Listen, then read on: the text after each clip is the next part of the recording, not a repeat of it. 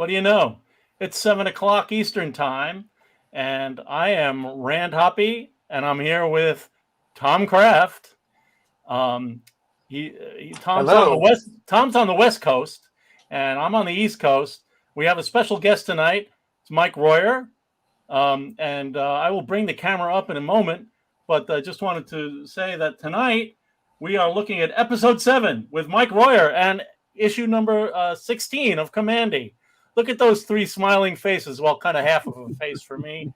We were in Portugal having a great time, and I just couldn't resist using that picture. We're going to take, and there's the issue 16, and it's kind of a fun issue to look at. Hey, I'm clicking. Why is it not moving? Come on, man. Oh, come on. Really? Well, there we go. Look, we've got the East Coast, the West Coast, and the Pacific Northwest. Well, yeah, that is true. Okay.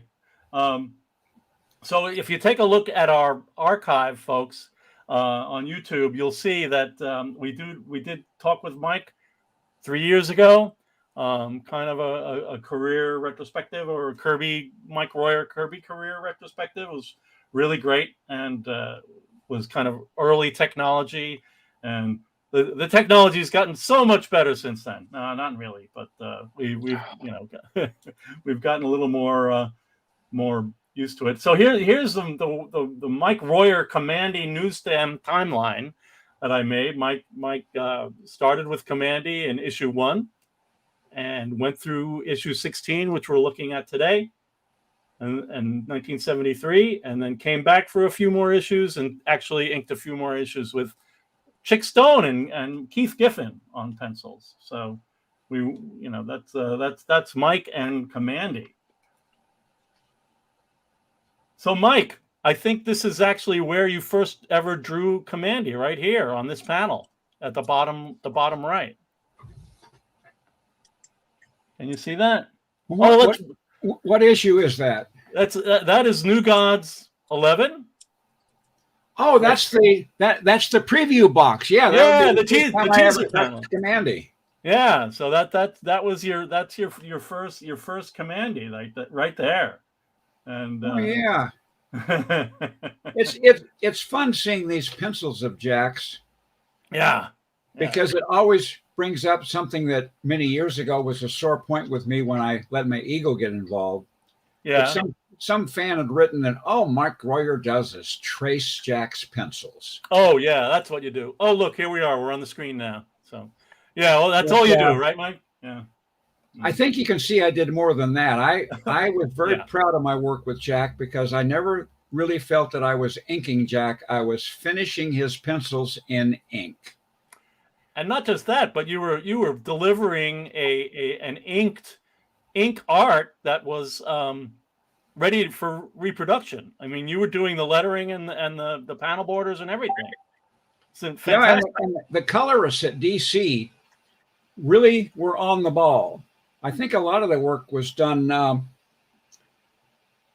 I'm having trouble with names. Anyway, a lot of the coloring was done by the wife of a good friend of mine. Oh, and the colorists at DC understood why I left so many panels without borders. Oh, yeah. Because I felt that white was an extremely important color that was being ignored. That's true. In comic books. And I became aware of that, Lord, back in 65 or 66 when Al Williams did his Flash Gordon comics for King. And he was in charge with the coloring. I think his late wife, Arlene, did the coloring as well as the lettering. Oh, great. And they were just loaded with white, and it made panels and characters pop off the page. Yeah, yeah.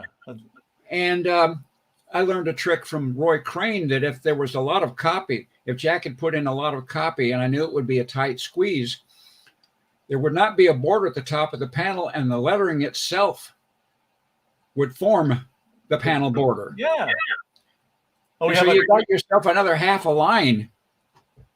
We have a comment from our friend Mark Maz. I know Mark pretty well from the conventions. He's saying that he's loved your work on Kamandi since it came out. Well, Well, I'm flattered. It's all these years later, I asked the same question that Frank Giacoya and Joe Sinnott asked each other once: is how does he ink 3 of those a day?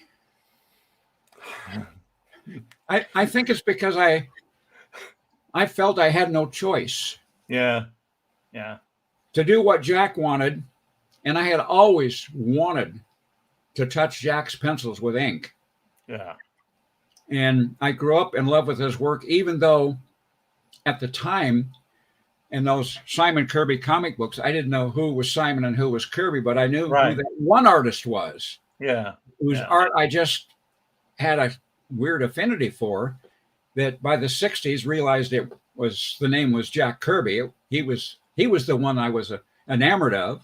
Yeah. And I remember once seeing his pencils published in a fanzine and talking to Bill Spicer, who was very involved in fanzines before he became a letterer for Western Publishing on the West Coast. I said, why is it that nobody's ever inking Jack? And I don't know if that line makes any sense to you, but it's just... Well, why are they changing him so much in a way, right? You know, the only guy, in my opinion, who really, really enhanced Jack and added his own personality was Wally Wood. And I'm flattered that at least at 2 times in Jack's career, when people asked him early who his favorite inker was, he said Wally Wood. And then years later, when they said, who's your favorite inker? He said Mike Royer.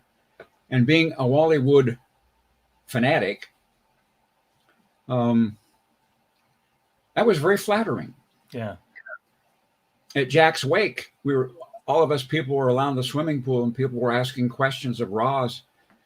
And that was the first, I think, anybody had ever said it publicly. They said, who was Jack's favorite anchor? And she said, Mike Royer.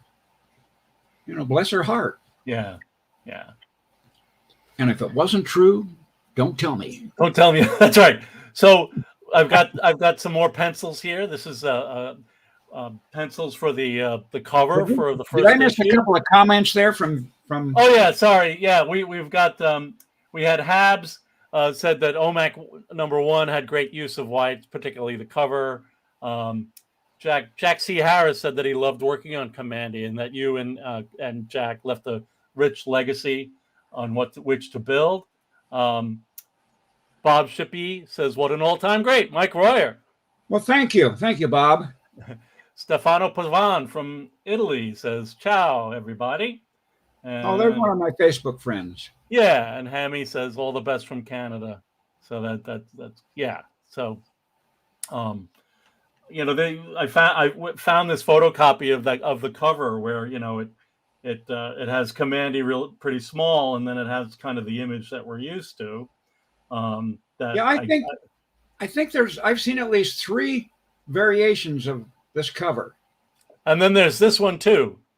So I think that's the 3rd variation. Yeah. So don't really know what's going on there, but but there's your inking, and I guess they it looks like there's been some production work, and they made Kamandi even larger than well, in Kamandi number 16, which is our main topic today. Right.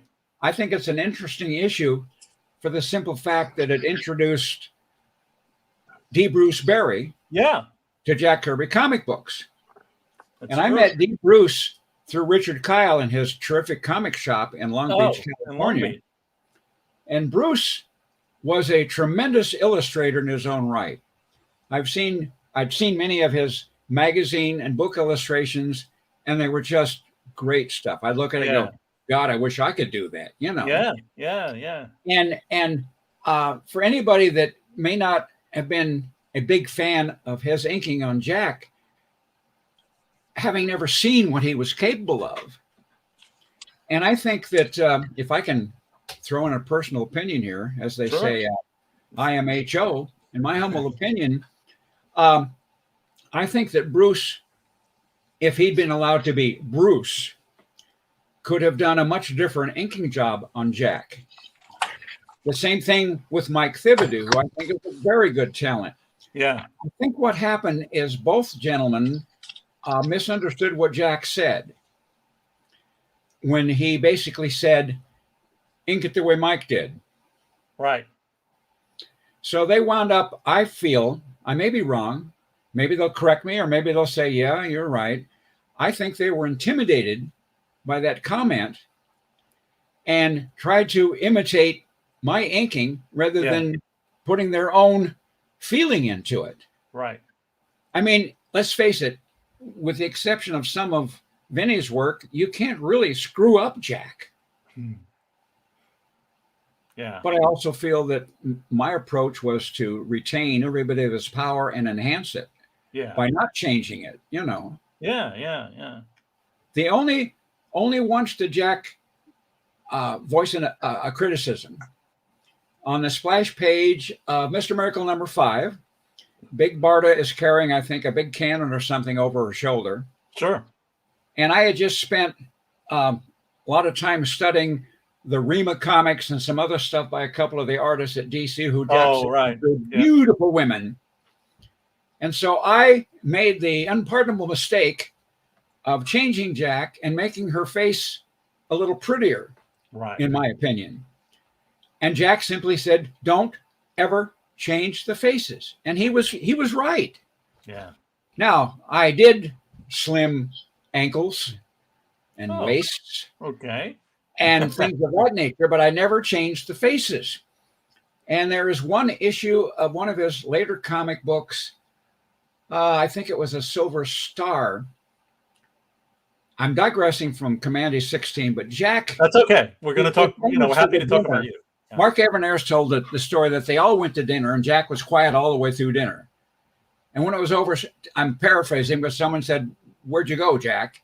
And he had actually written the first issue of Demon.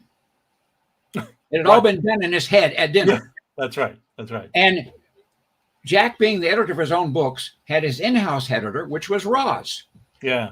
And I was at Disney, and he called me and he said, "Can you make some time to ink this new book I'm going to be doing for Pacific Comics, Silver Star?" And I said, "I'll do my damnedest." And I did all but the last issue, I think. I think.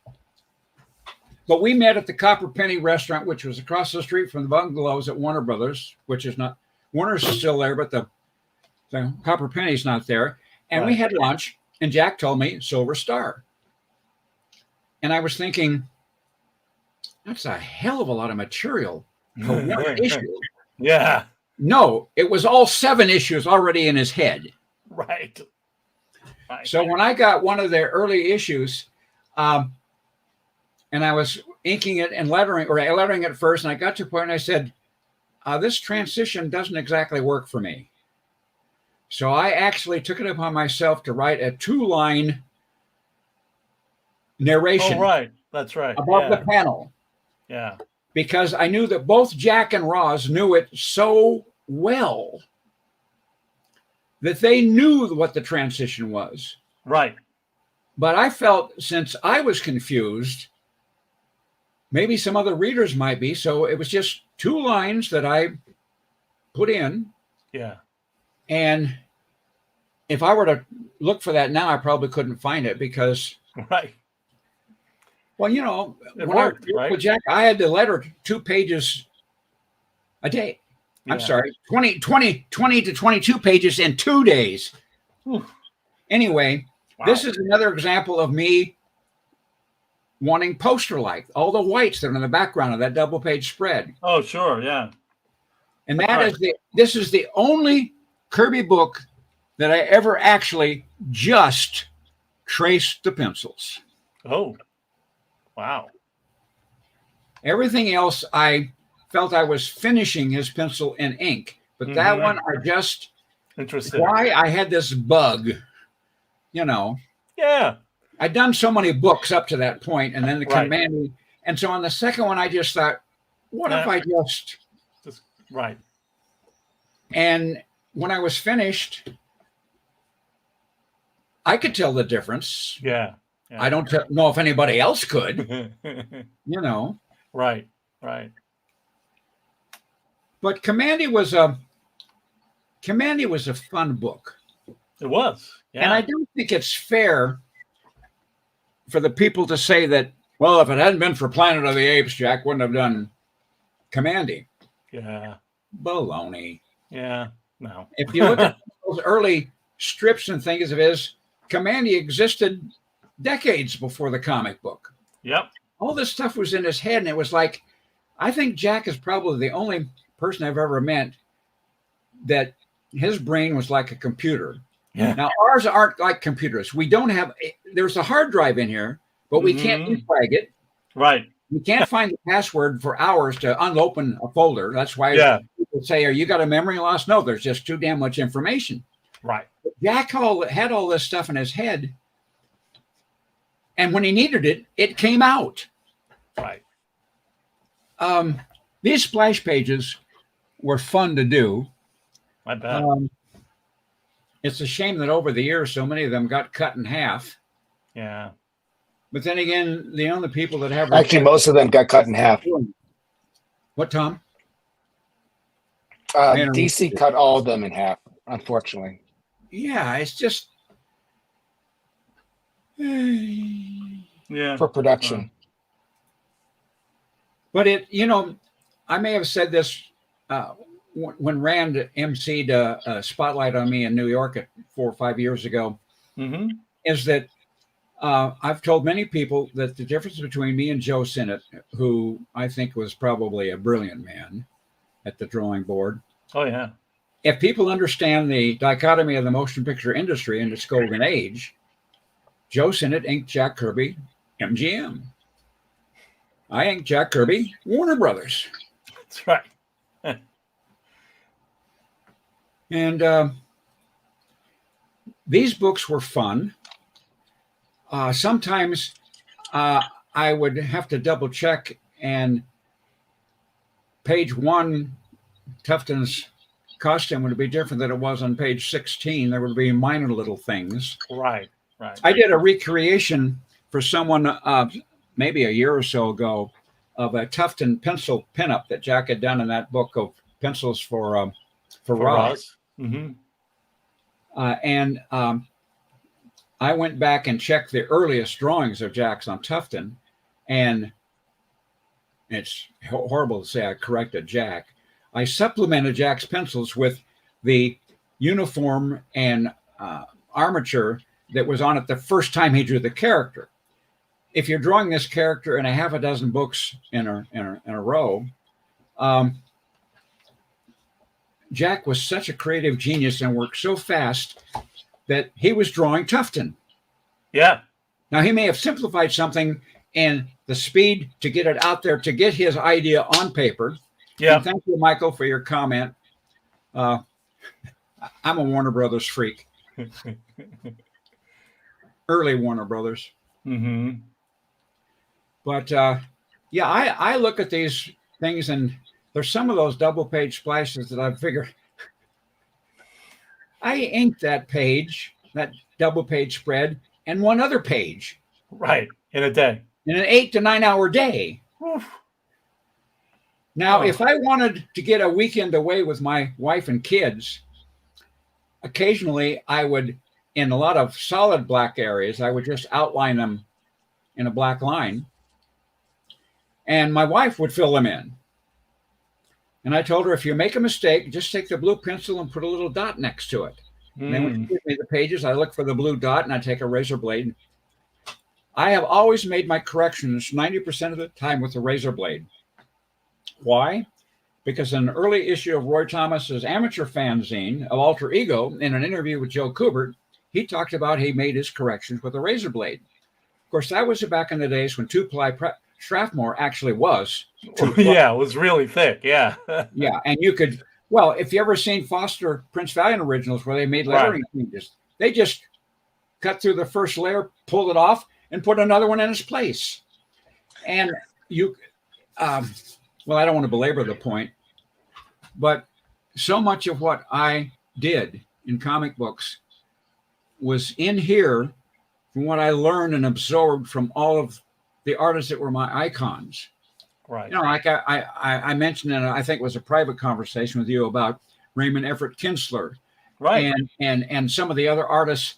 I mean, I loved so many of the ME artists like Bob Powell, and who still has a great following, and even some of the artists that worked for Classics Illustrated. One of my favorites was Alex Blum. And there are probably a lot of superhero aficionados. They said, "Oh, that guy's stuff was so boring." Well, if you're doing an adaptation for Classics that some scripter has distilled a 400-page novel, Yeah, that's into right. 32 pages of art, it's not going to be superheroes. Right. Especially, well, I don't think there's a classic they would call an adventure strip. Even the Three Musketeers, when you distill it down to whatever it was, 32 pages back in those days. Yeah, maybe 48. But there was it Henry Kiefer that worked for, was it Fiction House or one of those? All those guys that I grew up with and learned little things. Whenever I drew my own stuff, all the human ears were the Alex Raymond ear. Right. Via my interpretation. I mean, Russ Manning's ears were Alex Raymond ears. Right. Alex Raymond probably did Matt Clark ears. He might. That's right. Yeah. Yeah. It's fun seeing these things because I don't spend a lot of time living in the past. Yeah. Except with old movies. Right. Particularly Warner Brothers. But I figured, we could take a, first few minutes of the show and do this. Well, whenever you want to talk about number 16, I got a couple of things I want to comment on. We'll get there. All right, good. No, whenever you're ready. We'll get there. I'm watching the clock. There were things that I did, being that I had to produce 3 pages a day of inks, that if the muse wasn't with you, I learned early in my career when I started in comics in 1965. Sparky Moore of Western Publishing Lithography, one of their go-to artists, told me, he says, "Mike, you get your first job on your ability. Every job after that is your dependability." Yeah. Which in a nutshell explains Vince Coletta. If a book was due on Tuesday, it was there on Monday afternoon. Right. Regardless. Yeah. And so if the muse wasn't with me, and that Winsor Newton Series 7, 2 or 3 wasn't working, I would grab the pen holder with an old worn out Speedball C6 in it. Yeah. And on that paper that Jack had, which was the cheapest paper in the world, but it was the best paper for inking his pencils on. Nice. I could take that Speedball and just pull a stroke that people say, "God, I'm amazed at that beautiful brush stroke." And I go, "Yeah, okay, yeah." Like Sparky said, if you have to use a matchstick and it works, because there's a clock up at the corner of your drawing board, and the minutes tick by inexorably. I wrote an short essay once for a book on how to ink comics. It was volume 2. By Gary. Oh, come on, Gary. I'm sorry, I don't remember your last name. He lives up in Portland, only 300 miles away. And everybody wrote their essay on the tools they used. And I was the only guy that said, "Look, I'm sitting here working on this page, and my mindset is this is one of 22 pages, and they are due in a certain amount of time, and there's a clock on the corner of the drawing board. So I will use any tool possible that will put a line on that paper that I wanted." Because to me, in doing something for a book on how to ink and spending 2 or 3 days on it is shortchanging the person who bought that book and hopes to learn something from it. It was only, in my opinion, everything is my humble opinion, the comic book stores' growth, probably in the 80s? Yeah.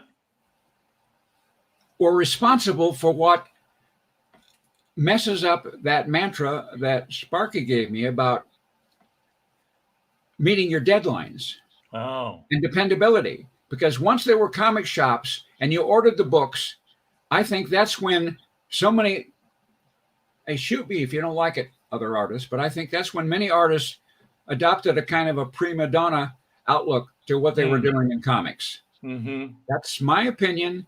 It's like I had to do those 20 to 22 pages, 3 a day, letter all that stuff. And I guess if you don't like what I did, I won't hold that against you. But I will say that I never missed a deadline, and I'm the only guy that ever kept up with Jack. Right. Yeah. It's amazing. And I just wish that I had been either old enough or available or whatever to have worked on Thor and the FF. Yeah.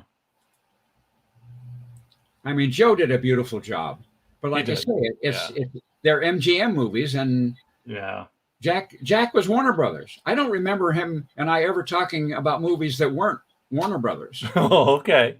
And they were the 30s and 40s movies. You know, right. MGM put everything on the page or on the screen that it could hold, and lost to the, to the nth degree.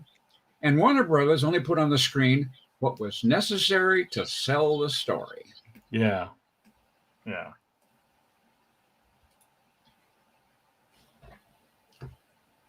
Wow, there's it's a real late one of the later pages. Now, who is it? I'm having trouble remembering people's names. It's okay. Jerry Conway? No. Arlen. Oh yeah. He does not like my display lettering. There's a particular letterer who did titles, mostly cover titles on many of the DC books, who did absolutely wonderful work. But he didn't have 22 of those things to do, right. 3 a day, and also 2 or 3 pages of display lettering. Yeah. So sometimes I did lettering that I'm very proud of. Other times it was like, just get the damn thing done and not make it look freakish. Yeah. And I learned at Comic Fest a few years back, I was on a panel that had a very famous artist who told me, or either it was someone else told me, but he was the one that brought it up, that some of the most famous graffiti artists pattern their graffiti lettering after my splash pages in Kirby comic books. Yeah. I was involved in trying to get that information from some of the hip hop culture, just to, they knew the Black Panther comics, they knew the Devil Dinosaur comics, they knew that was. Well, I'll be honest with you, to do the lettering and have as many splash pages as he had with that display lettering, I was inspired by an awful lot of the lettering that the Philippine artists did. That's right. That's right. DC. We talked about that once before. They did wonderful stuff. Yeah. I look at that and I go, that's not all the letters of the alphabet I want, but I can look at that and translate that approach or that feeling.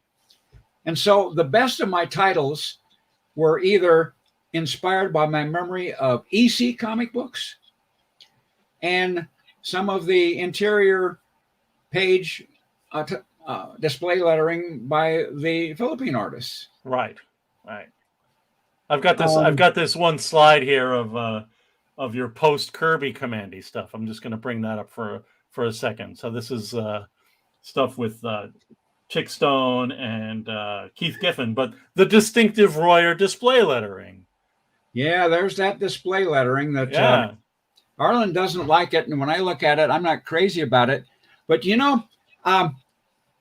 I know you don't have it handy, but there were 2 or 3 times that I used a variation of a title page splash in Mr. Miracle, which was the distinctive block lettering over like a black bar or something. Oh, okay. And I remember it. When I was finished, I like that. So many of them, I would use the line that I heard from Russ Manning. I worked with Russ off and on for a decade. Yeah. And the last several months, he actually signed the Tarzan Zundy pages, Russ Manning and Mike Royer, or Manning and Royer, whatever it was. Yeah. But And all the time I worked for him, he was a very interesting man, extremely talented, a volunteer fireman, a real. You'd never picture him as being a comic book artist if you met him somewhere at a cocktail party or something. You know, it's just he was the straightest comic book artist I ever knew, or regular, or whatever. Straight as it meaning these days. Yeah. But the nicest things he ever said to me was, "That works." Well, it was a high compliment. Yeah, from a guy like that, absolutely. I get it. And when Richard was talking to him at the hospital just before he passed away, my name came up, and Russ said, "Michael do okay." So it works, and Michael do okay were the high compliments from Russ. And I'm not making fun of it, you know. No. Yeah. I have great respect for Russ. The guy was served in the military. He you'd be sitting there at the drawing board, and this alarm box would go off. You know, you'd jump a foot, and then he'd say, "Gotta go," and he'd run out the door, and he was out to fight a fire somewhere. Yeah. Pull somebody out of a wrecked car or something, you know. Right. And I've never understood why Joe Kubert did not like Russ's Tarzan. Yeah. That's so odd. Hmm. I mean, I liked both of them. I preferred, I think, ultimately Manning because it was more classical. Right. And I shouldn't bring this up, but I'm segueing, and it's your fault for asking me to join you. Okay. One of the funniest comments I ever heard from a comic book scripter was Roy Thomas. Uh-huh.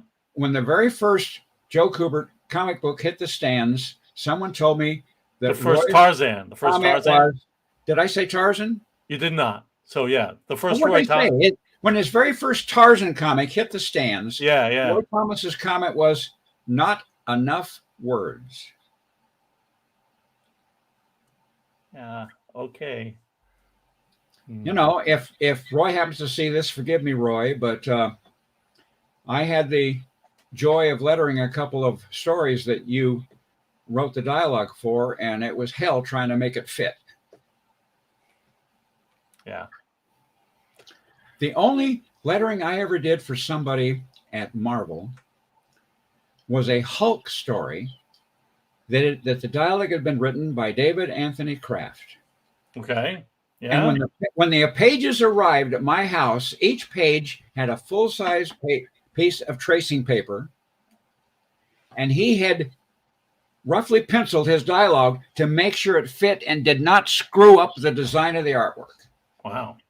Now, I consider that a real professional writer Yeah. that was not in love with words. He would write words that would fit. Yeah. But, you know, hell, I'm 81 years old. If people don't like what I'm saying, remember what we said in New York 4 or 5 years ago? I don't about that. You were my host. I know. Remind me. And I told people, I said, if you've got any questions, I'm going to tell you the unvarnished truth. So if I upset anybody, who cares? They're not going to give me work. They haven't in 30 years. Right. Yeah. All right. Well, I did a bunch of stuff for Marvel in the early part of the 21st century. Oh, okay. Yeah. And it was interesting because I did a bunch of stuff on one or two of the issues of that tribute to the Fantastic Four comic book. Oh, you know? Right. Sure. And so I inked Frank Fusco. They were all over Eric Larson's layouts. Right. But and then there was one story that was not Eric Larson's layouts, but the whole thing was a Steve Rude job. Mm-hmm. And the guy that wrote the dialogue for that had so much stuff in the splash panel, which was 2/3 of the first page of the story. Yeah. I had more hair when I started that than when I finished. Oh, man. It was like word after word. And of course, what bothered me, I guess, about the Marvel method is that the script is on a separate piece of paper and each bit of dialogue has got a number. And then they're circled in a blue pencil or a red pencil with a number in it corresponding to the script. So you have a circle that 25 words might fit in, and the script has got 75. Yeah. That's why I was just blown away when I got the David Anthony Kraft Hulk story. Yeah. And right across the river from Detroit, is that anywhere near Warren, Michigan? Hammy, if that's anywhere near Warren, Michigan, be sure and come by to the Great Lakes Comic Convention February 24th and 25th. Bless their hearts, they've asked me to join them. Oh, that's nice. Great. And you're gonna do that New Hampshire thing as well? In when is that? April? What was that? The New Are Hampshire we- show? Are we finally at 16? We are. We made it. Holy cats, I recognize it. I have to tell you, I absolutely love these reprints. Oh, cool. Yeah, they are good. Now, I aren't may they? have Yeah. 3 versions of this, which each one is 99% the same, but there's always a 1% or more of new material that was never in the others. And I'm a completist. I got to have everything. And bless their Yeah. heart, they send them to me. It's nice. And every quarter, a check. It Good. might be as much as $39. It Right. might be $752. One never knows. But as long as they reprint these books, and you know, Kamandi, only 16 issues of it's mine, and how many issues are in here? 20 some. It delights me, because an expression I never wanted to use before, but I have so much fun saying it now. As a senior citizen on a fixed retirement income. God, I love that line. Because it's the truth. Yeah. But thanks to the policies and state at DC and at Disney Marvel, sort of, it's just nice when they keep reprinting stuff and sending me copies if it's not an expensive edition. If it's an expensive edition, I get the Marvel trade paperback, but that's okay.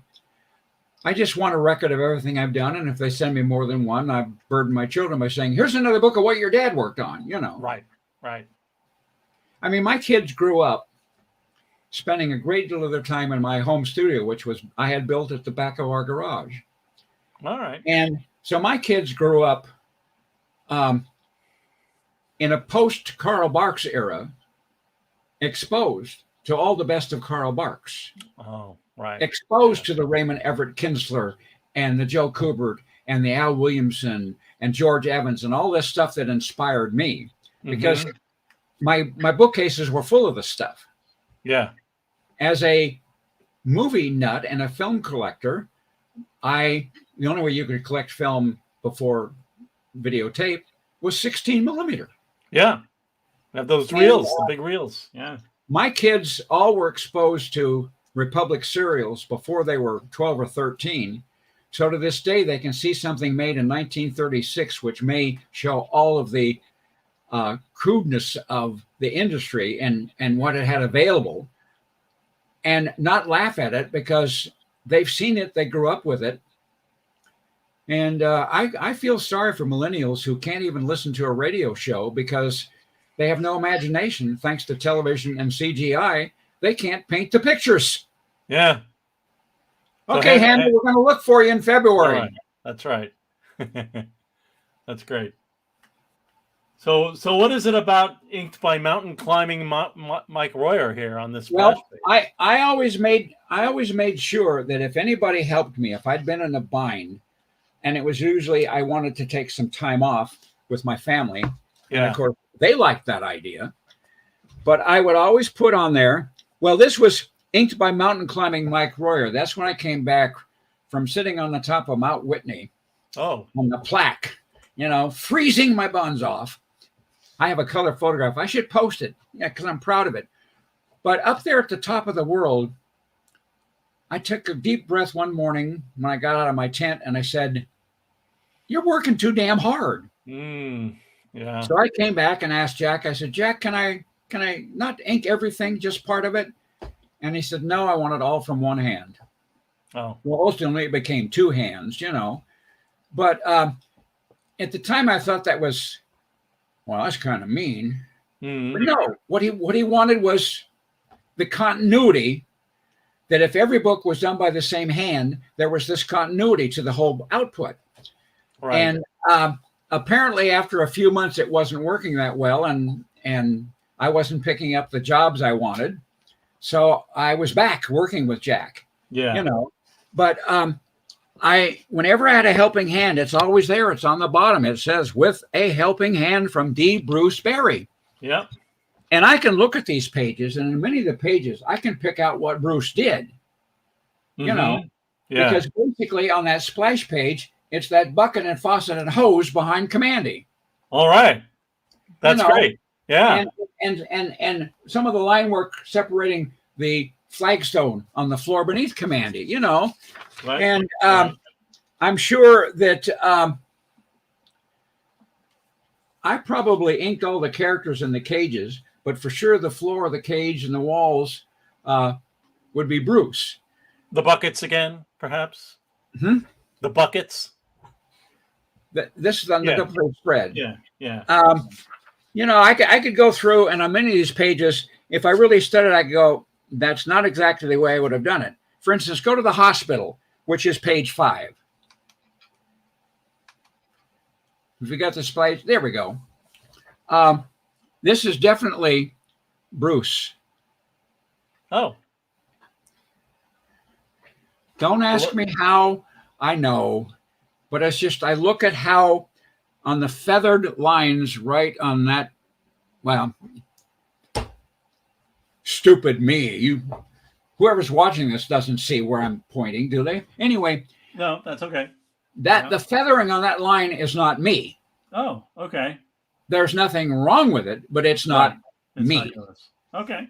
Yeah. A handful of times I did have help, and many times if there were lots of really solid blacks, my wife would begrudgingly sit down, and because I had 3 drawing boards in my studio. Okay. And one was a tracing board for doing animation stuff. Okay. Yep. And then there was the big board that I bought at the used furniture store in Santa Ana in 1965 for $5 on Russ's recommendation. Okay. Oh God, I wish they still made those boards. What a magnificent board that was. And the third one was for my kids to play around on. Right. But that's pages 6 and 7, right? It is. Yeah. Kind of thing that I would swear that all of the balloon that says ruins, nothing but ruins here. This stone mass is a mile long. The tree stumps down there, that's Bruce. Right. Sure. But it's nothing that Jack drew was inconsequential. Yeah. But it could be from another hand. If it wasn't exactly me, it wasn't like it jumping off the page and saying, "Hey, wait a minute, who the hell did this?" Right. Right. I was trying to think. There was one artist I know that there was somebody that would help him, and you could always tell when the other person had done it because it just didn't. Oh, really? Yeah. Jive. But Jack's pencils, his whole intent was there, even if sometimes the pencils were rougher than you would imagine they were. The intent is there. Mm-hmm. That's why I say I finished his pencils and ink. Yeah. And there might be some of these pages that have nothing, but probably the real reason I needed time on this book was all that hand lettering. Here we go. Yep, the hand lettering. The diary. Yep. The journal.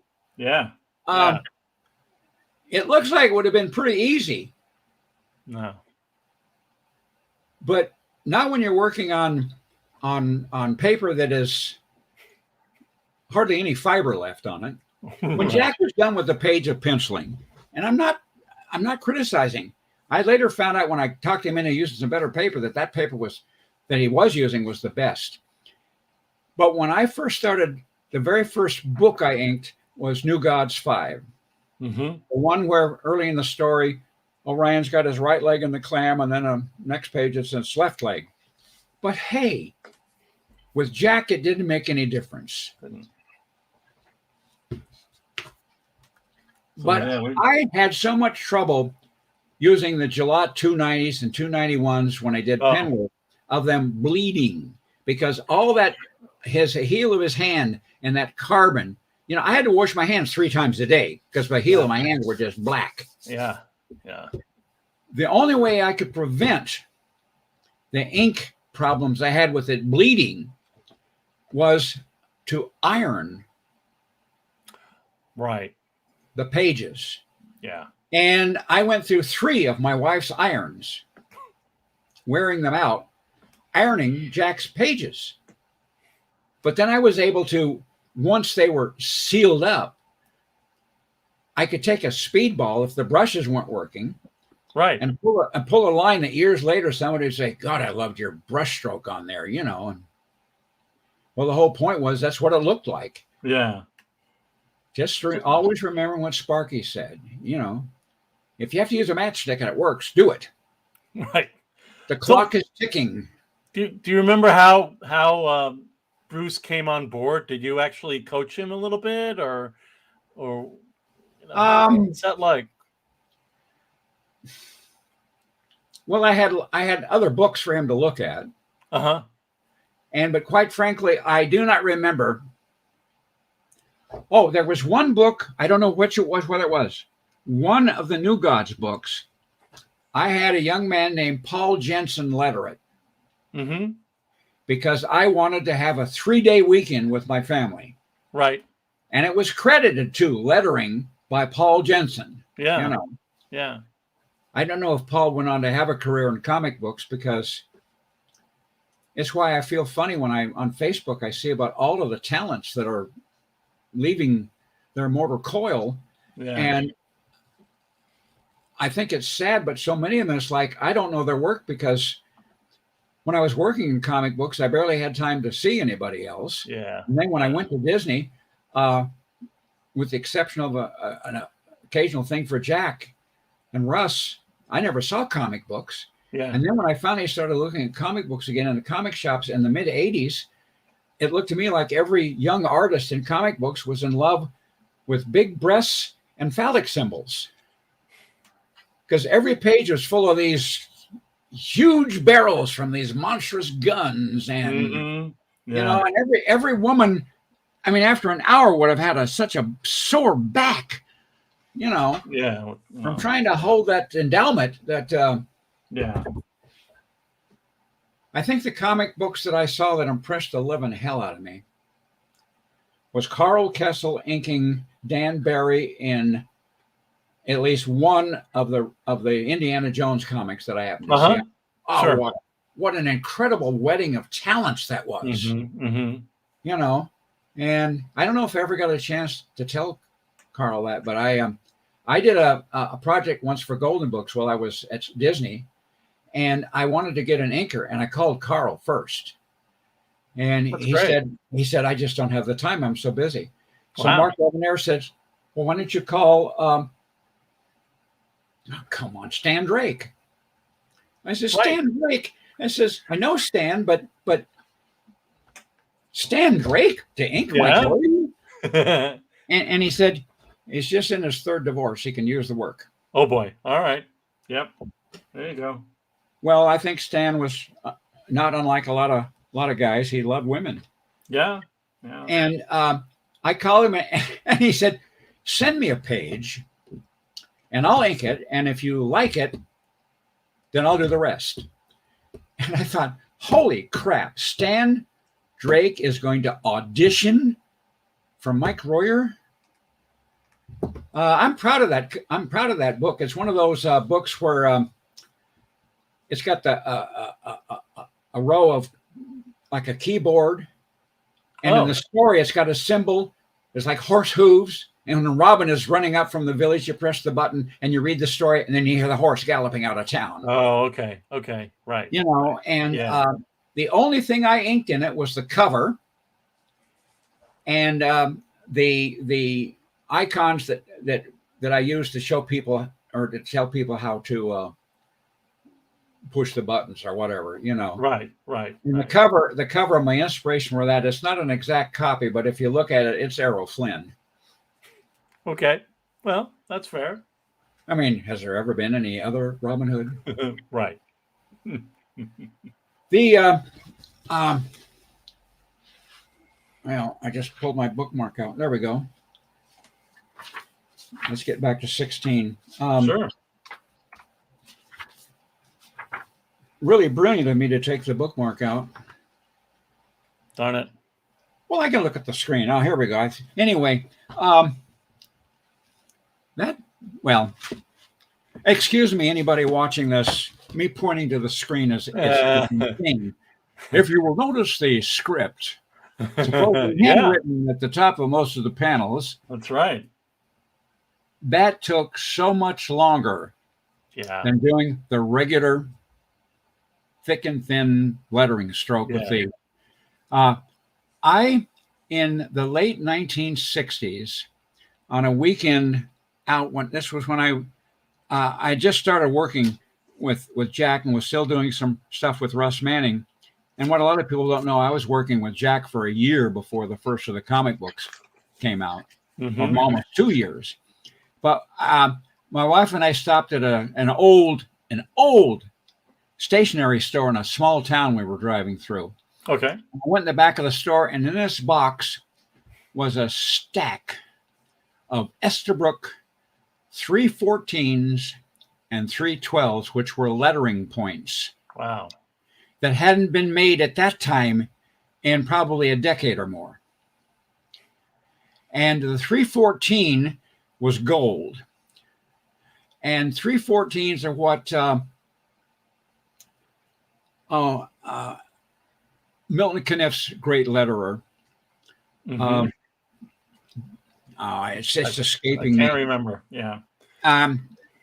Great letterer. And he used it on Terry and the Pirates and Steve Canyon. Warren Tufts used the 314 on Casey Ruggles because he had the same lettering. And I could do that same lettering that was done for Caniff. If you look at the first 13 weeks of the Sunday Star Wars strip with Russ Manning's pencils and my inks. All right. That's the historic 314 lettering.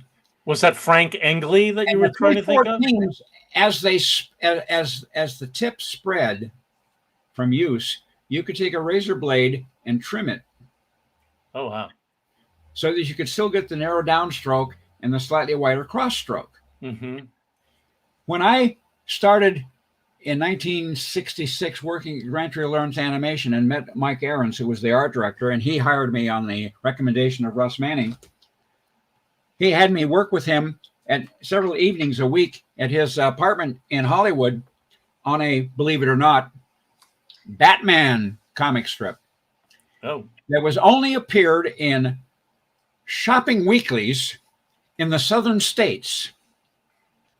A job for Zeke Lee and his sponsored comics. Oh boy, right on. But he asked me if I'd like to letter him. And I said, I don't know how to letter. So finally, when I also worked with him on a bunch of stuff for cartoons. He says, Mike, he says, you can letter. I says, no, I can't. And he said, yes, you just draw every letter. Right. You draw it. Okay. Yeah. And I drew every letter. Mark Avanair will tell you that he learned to letter based on my advice that you are drawing letters. I had somebody once ask me if they could take my font from the Kirby comic books and do something with it. Right. And it's like, I just thought, they don't need my permission because it's not like I own it, you know. And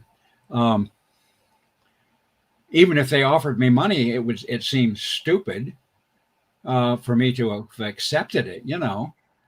I just tried to do lettering that you could read. I couldn't do the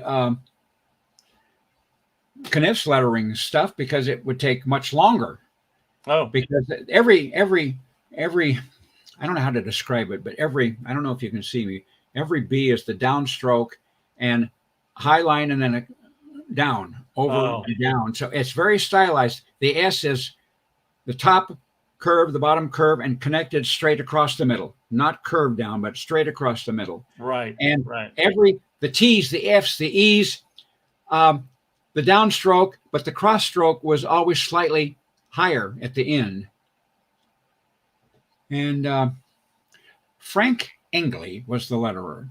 Mm-hmm. And I was offered a job.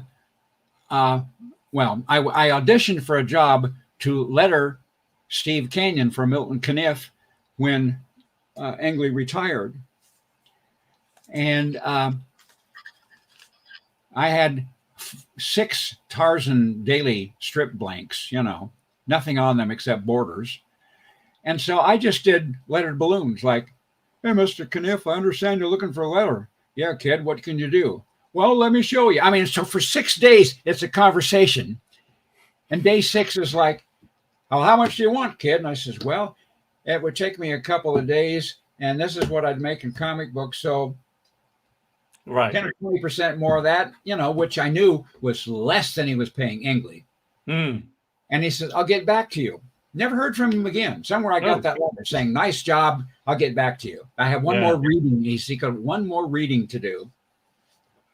And then I learned from cartoonist profiles that some guy in the Pacific Northwest or somewhere was doing his lettering, but he was sending it back to Milton by the bus, and it was always arriving late. And so I thought, well, maybe I got another chance here. And then all of a sudden, a one-day comic book show in Hollywood, and sitting down and having lunch with Shel Dorf, and he says, "Hey, Mike, I'm lettering Steve Canyon now." And I went, "Oh, well, what's he paying you?" And he says, $50 a week. And I went, "Oh, Jesus, excuse me, oh, jeepers."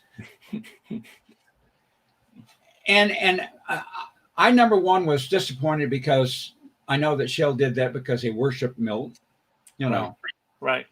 Literally worshipped the man. And I said, what Engley was getting paid, and that wasn't that much. That was just $250 a week. He said, "Yeah, but Milt's taking care of an elderly sick mother and somebody's grandkids, and an arm-long list of stuff that." And that bothered me because Shel was undercutting or underselling himself. But at the same time, the more Shel lettered, the more I went, "Well, you're doing $50 worth." Oh, man. And everybody, that was my humble opinion, that Shel was capable of better, but he didn't. Right. I guess that's what disappoints me in some of the people who I have respect for, who are capable of doing something. And at some point they say, "Well, I'm only getting this much a page for it." Yeah. And, there are people that would probably, well, I'm exaggerating, would probably lose their lunch if they knew that when I started inking those pages for Jack Kirby, for DC Comics with all the number 5 issues, the new guys, I was paid 15 lousy bucks a page. Wow. And that's because Vince was doing it for $18 a page. Oh, man. He wasn't lettering it. Because I love Jack's work and I wanted to be part of it, I accepted that money. So why did I do 3 pages a day? So I could make at least $45. Yeah. Yeah. Well, the last time I did any inking in comic books, it was $150 a page. But that was also 30 some years later, Yeah. The whole industry was different, Yep. Was sort of different, I don't know. I'm just between my ears. Anybody that's watching this, the 1 or 2 of you that are interested. No, we've got a few people. We haven't lost you by now, folks. No. Between these ears, I'm only 30. Okay. The carbon unit is 81. Mm-hmm. To me, that is fake news. Oh, no.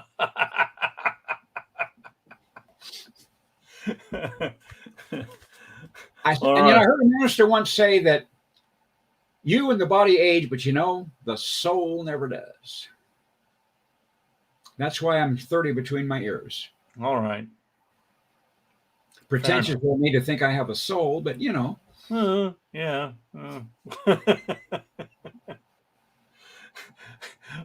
Well, Mike, it's been great. I mean, Well, did thank we you actually so much. talk about what you wanted to talk about? Well, yeah, pretty much. Yeah, we did. There was art on the screen. We talked about some things.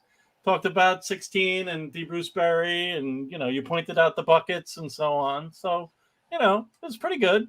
Well, Pretty good. 16 was I was sad to give it all up. Yeah, But Russ had promised me work. right. They had just started that ill-fated production thing of producing comic book pages for Europe, the Tarzan stuff. Oh, right. You know, Okay. Yep. I drew a couple of 8-page stories, one of which was inked by Dave Stevens and Russ tweaking it here and there. The second story, I inked all of it. And the first story, there was only one page that is like 99 and 100% Russ Manning's inks. And that's hanging on the wall in my studio here. Nice. And it is inscribed in by hand at the bottom from Russ saying, "To Mike Royer, the only other artist I've had the privilege of inking." So I guess that's the third nice thing he said about me. That's nice. That's great. All right, so I feel like we've gone for an hour, and we're gonna, I think that's pretty good. And we struggled with the computer and the internet, and we made it happen. Well, if anybody ever wants you on me here again, I'm up for it. All right, we'll do it. Now that I know how to connect things at my end. Yeah. And I'll leave everybody with this last remark. I have to do this. It's in my contract. I am available for recreation. Okay. Yes, he is. I wanted to make sure you did that too. All right. Thanks. I'm gonna do some kind of like thanking the sponsors stuff, but there's no reason for you to. And say goodbye to Tom for me. I know that there's been some technical difficulties. Yes, Tom definitely was having some internet challenges. So we've got some folks here. What do we got? We got Michael Hill. Always great to hear your stories, Mike. Well, at least somebody likes to hear them. I can't tell anything to my wife anymore. She always goes, "You told me that." I've heard this already. Lynn David Walker. I could listen to Mike all night. Well, any of you that are going to be in Warren, Michigan area in late February, the 24th and 25th, if you like my stories, right on. I got a zillion of them.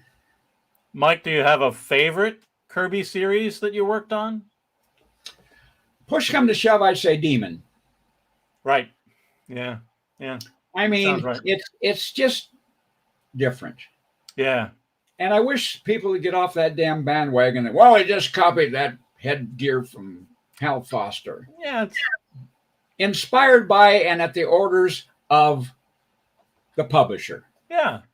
So how do folks get in touch for recreations, Mike? I'm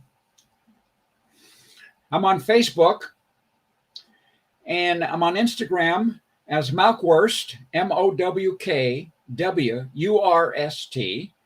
And if you take that MOWKWURST at AOL, you can write me. Mowkwurst is a play on words. I adopted it when I was at Disney. Mowkwurst, thank you, is a play on the words Mouseworks. Got it. It's like a spoonerism or something. You flipped it. Yeah, that's great. Mouseworks. Okay. So I mean, at AOL, at Yahoo, at Hotmail. Yeah. Right on. And Rand, I want to thank you and Tom for having me. Well, thank you. You're welcome. It's always a pleasure, and thank you so much for joining us. And we'll do it again because I will go to my grave as a supporter of Jack Kirby and a devoted Walt Disney artist, even if the Walt Disney Company is not the same anymore. Right on. Yeah. Okay. I'm gonna. In the words of a reasonably famous man, enough said. Enough said. Okay. All right.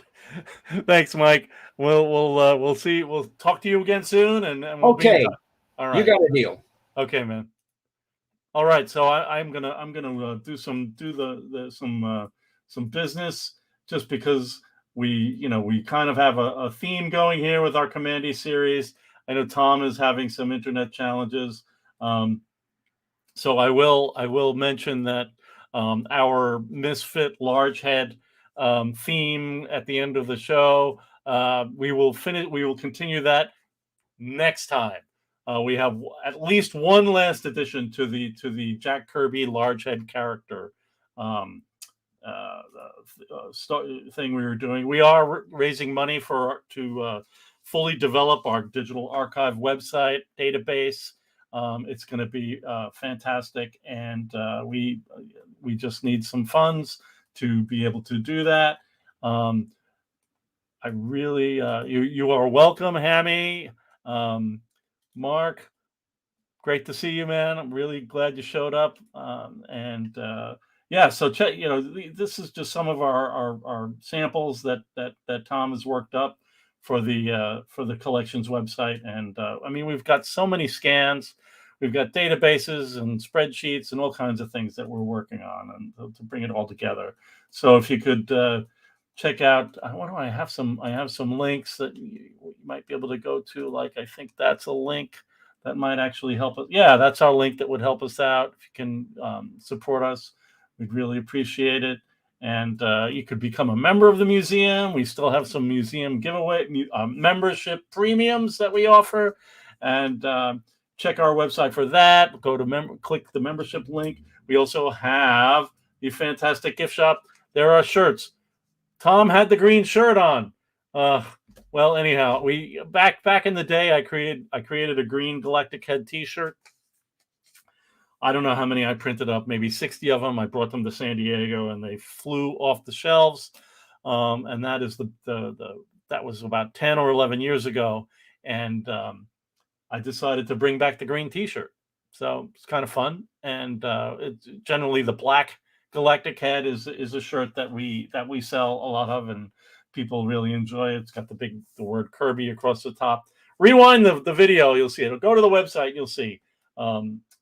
We have some really, really great fun T-shirts. This is an Electrocute T-shirt. It's got an image of pencils from Kirby's 2001 with a fun quote. And I believe we appreciate all your comments on social media, Twitter, Facebook, YouTube. I streamed out to Twitch. Did anybody watch on Twitch? I don't know. It was hard. I'm not really sure. But, we do try to keep up with our social media. So, we look forward to interacting and engaging with you. And next week, issue 17, 18, and 19, Human Gophers. Get ready. Human Gophers. And The Eater. And the first issue of the Chicago story. So join us. We will be doing that. We may even take a look at the hospital again, just because we had so much fun with Mike that we didn't really get into the story aspect of it. So maybe we will look at the hospital as well, kind of a breeze through it. But anyhow, thank you. I am Rand Hoppy, and that was the fantastic Mike Royer episode of our Kamandi live stream after disaster series, and we will definitely have Mike on again. Mike and I work so hard to get his technology stuff happening, so we really ought to take advantage of it now that he's got a good microphone and the camera's working, etc. So the only weak point he's got now is the internet, and we had Tom with not great internet today, so because he was in the West Coast, and Mike was in the Pacific Northwest, and I'm just sitting here in Hoboken. All right, folks, really appreciate it. Thank you for watching. We had some great numbers for the Mike Royer appearance, and that's always heartening, because it's great to participate in that. And we are the Jack Kirby Museum. We matter. We do things that are important. Jack Kirby is one of the greatest creators of the last half of the 20th century on the planet. Come on. Anyhow, thank you very much. and we will see you soon.